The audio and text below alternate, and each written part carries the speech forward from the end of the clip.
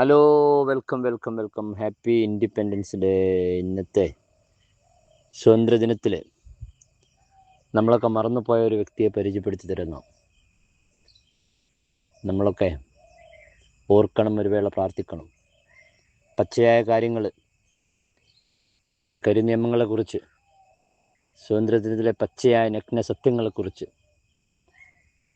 അദ്വാനി ബാൽ താക്കറെ പോലുള്ള ആളുകളുമാരുടെ കരിനിയമങ്ങളായ ടാഡയടക്കമുള്ള പച്ചയായ കാര്യങ്ങൾ പറഞ്ഞതിൻ്റെ പേരിൽ